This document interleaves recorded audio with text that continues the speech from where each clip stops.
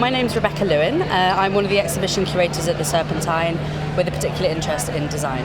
Well, it's really exciting opportunity to come and get to know another city. I'm Londoner born and bred, and I don't know Manchester very well. So the thing that I love most probably about arts festivals is the fact that they're embedded all the way across cities. And so you're not only discovering amazing artists and amazing performances, but also getting to understand how a city is put together and how it functions culturally. Yeah, absolutely. I've already met a couple of people today, only got up this morning, but it's a really exciting way of talking to people that have already done things for Manchester International or who are interested in doing things. And because we do have this performative strand to our programming at the Serpentine, it's a way of networking and getting to meet people and understand what's going on.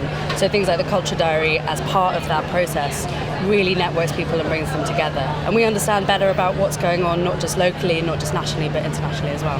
Well, the design element of the Serpentine programme is quite a small one historically. So that's a new part of my role to actually expand that part of our programme. Most of the focus of the exhibition programme has been on visual art, but I worked most recently with Martino Gamper on a show that was thinking about the history of design and storage and the display of objects.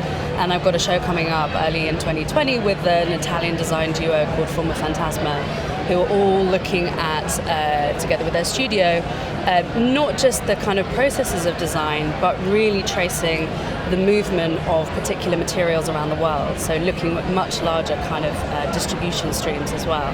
So they're thinking about design in a really expanded way, and that's the kind of the route that we want to take with our interest in design is a really ecological one as well. I think the way that we like to program at the Serpentine is as much of a variety as possible.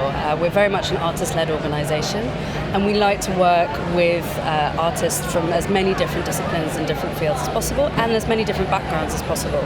And really the only remit we have for the way that we program is that there is variety inside it, which gives us a lot of leeway to think about lots of different ways of working.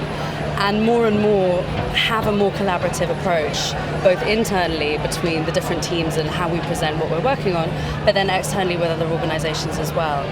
So there's an awful lot of partnerships that happen either as a kind of exhibition that tours internationally, or with the development of projects that can happen really from the beginning in collaboration with hopefully mostly international exhibition makers, because we're quite well connected in the UK and we always want to talk to each other more, but we also want to be able to collaborate across cultures as well. I think when it's successful, international collaborations can have really amazing impacts on audiences. I think the whole point of what we do as cultural organisations is to find ways of talking about the world, but the world is only the world when it's networked and connected, and when we have relationships across borders.